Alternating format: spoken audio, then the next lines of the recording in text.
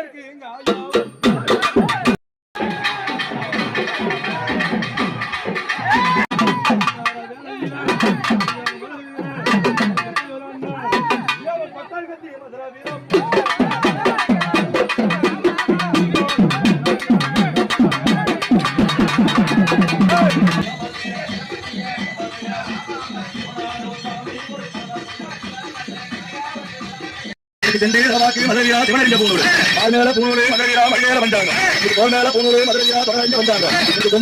மதுரையா குடியிருக்க நேரமான